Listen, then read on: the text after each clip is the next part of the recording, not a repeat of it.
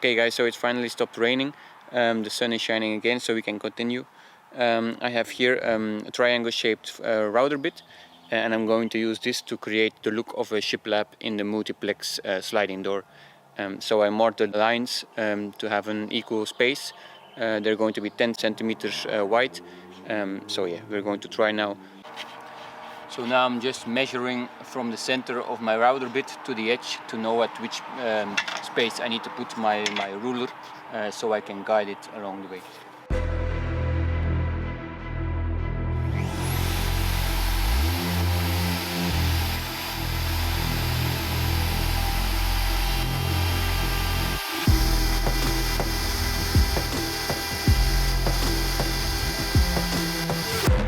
Okay, so we're done with the first piece. This is the mid section of the sliding door. It's I still need to sand it down in all the grooves, but I'm really happy with that result. Just need some primer and some top coat, and that's good to go.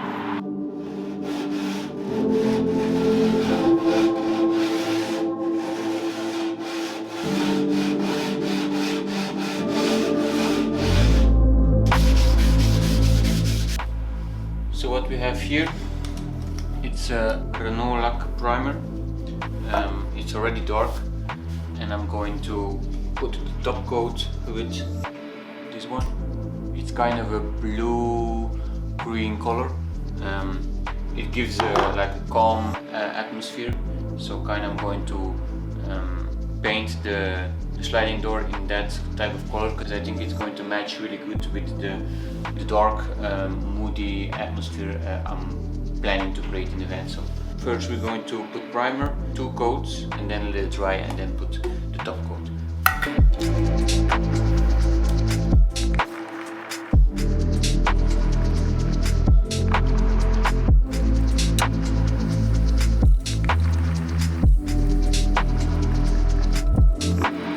Okay, so the first coat is done. Now I'm just going to sand it with a 220 grit block.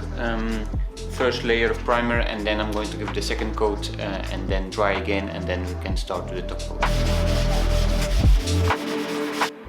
And you need to know this door is going to be used a lot, sliding all the time, open and close. So it's important to put enough layers on it, just so it doesn't damage as fast. Okay, so the second coat of primer is down. Now I'm just going to sand it down again with 180 and then with 220, and then we can put the top coat.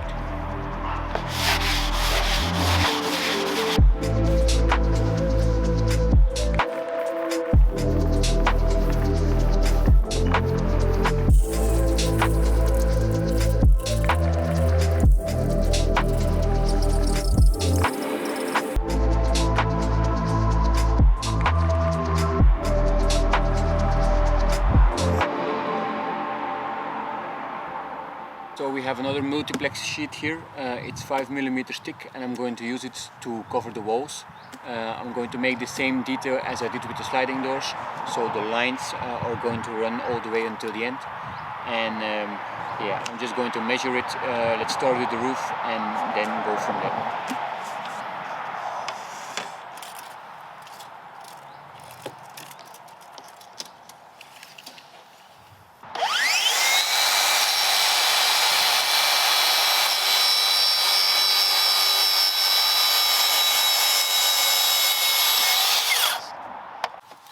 So here I'm installing the first piece of plywood on the ceiling.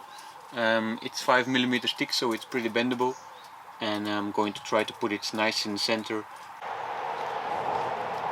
So I've cut the first piece out of the roof. I made the hole for the max air fan as well, and now I'm just making the same grooves as the other sliding door panel to have the same style.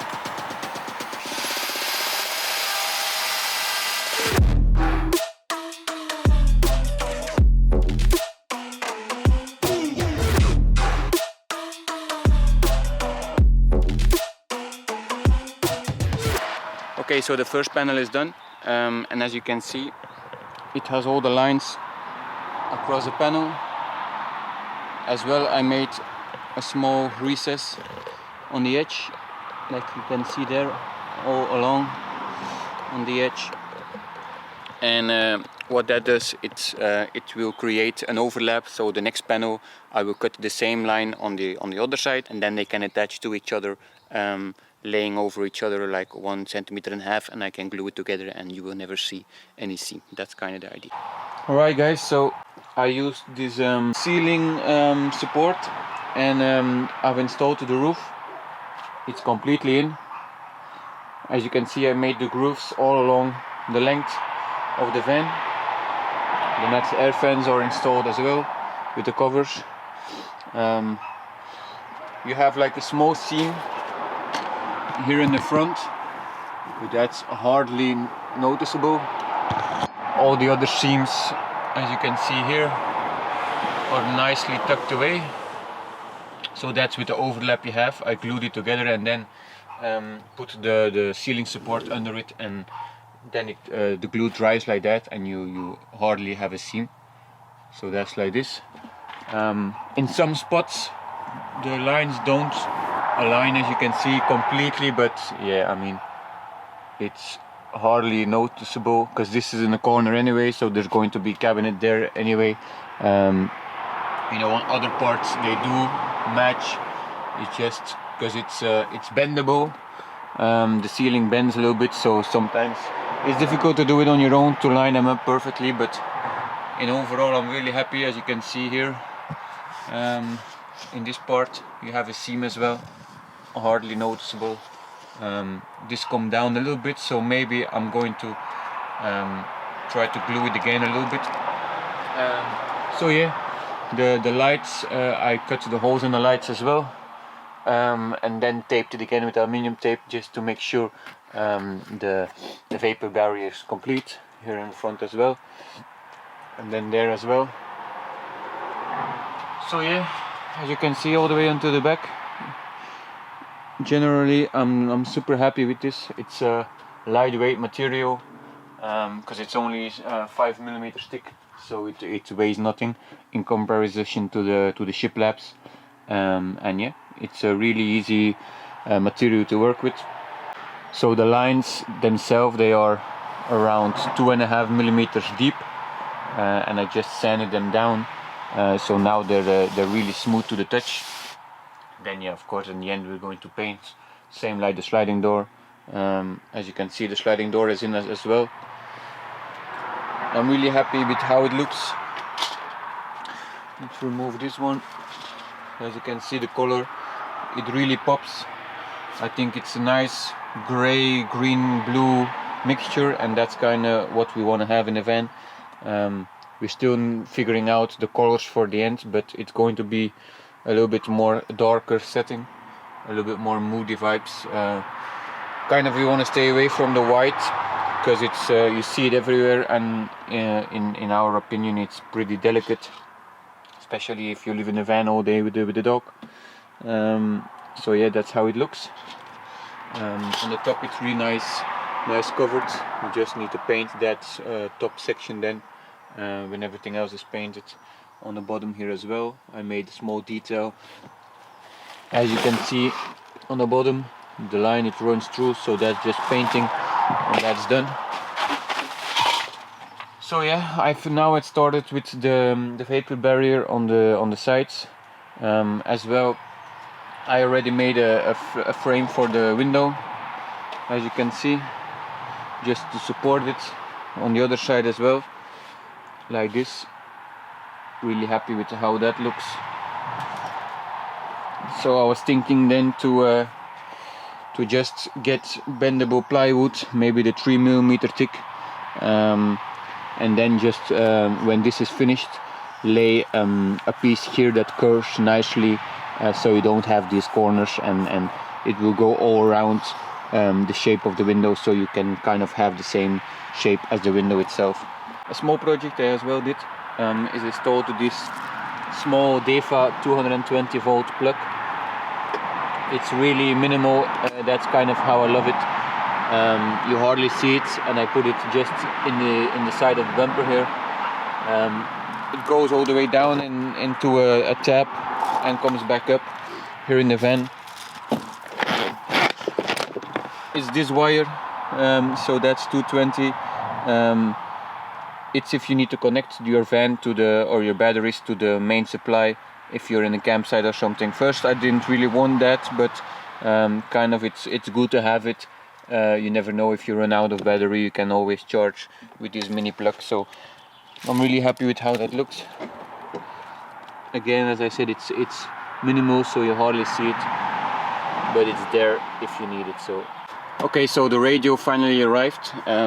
It's this model, the Alpine Halo 9. It has a floating head unit, and it's in high demand, but it was in back order, so finally it arrived. It has Apple CarPlay, Android Auto, all the good stuff integrated. In the last video I already installed the cable, the wiring to the head unit, and now I'm just going to remove the radio, the original one, and replace it with this unit.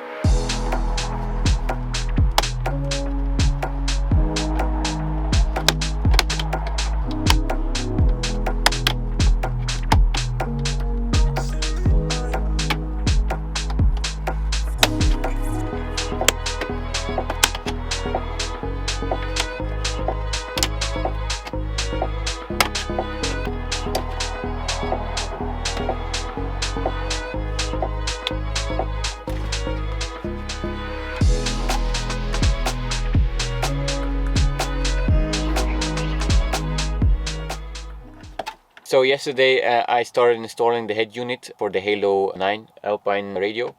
It got a little bit complicated because it had a lot of wires and adapters, and it comes with two of these type of connections. So it had one for the rear view camera and as well one for the radio itself. So I had to figure out, I had to cut some wires and do some reconnecting in order to make the camera work with the head unit itself. But now I've installed everything and it works. So the rear view camera works when you put it in reverse. The steering wheel still works as well, so everything is operational. So as you can see, this is the camera feed that comes from the back, and then that's connected with this type of connections. So the yellow one, this is the camera feed, and then you have a black one, that's the positive and negative one. So how it works is on the back, let's see if we can turn this one. So here on the back you have a lot of different connections. The right bottom one, this one, is actually all the power, and then you have here on top the white one, that's the CAN bus. That's kind of the intelligent system that communicates with the car itself. So as you can see there, you have a small black and white one as well in the lower left corner, and that's actually the one that gives the feed to the camera itself. Since my crafter didn't come with a rear view camera yet, in this block that was not connected to anything. So this connection was included in the harness of the radio, and this one was connected here like this. But as you can see, there is nothing from the car that connects to that. So what I did, in order to give that a feed for the camera, I cut the wire that is connected to that connection here. So I cut it and then I connected it to the same line that comes from the camera feed. So that's how you can give power to the camera itself, because it works with this unit. That's a CAN bus unit. So that's how it communicates. So that's what I did, and now I'm just going to install the DAB Plus antenna and the USB and HDMI connection in dashboard, and then we'll hope to try to fit everything, and should work.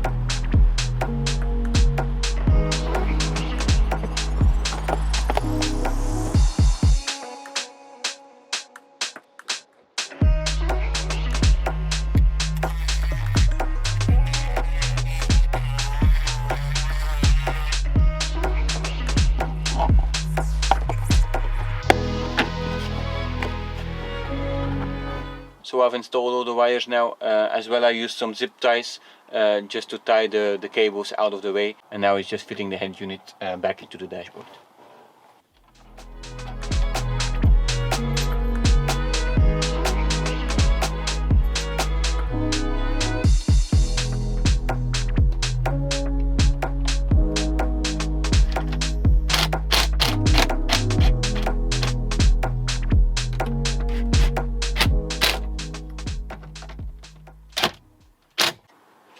So the way this unit works, it's a floating screen, and as well you can adjust it. So you have this bracket here that attaches to the head unit itself, and if you undo 4 screws you can lower this mount and adjust it, making this display go up or down how you want it. As well, you have 2 screws here. If you release them you can tilt it as well, making the display go like this or like this. So it's very adjustable. As well, on the head unit itself you can put it in 2 settings. So now it's extended. As well, you can release some screws on top and then you can push it in to make it deeper and sit more flush with the dashboard. So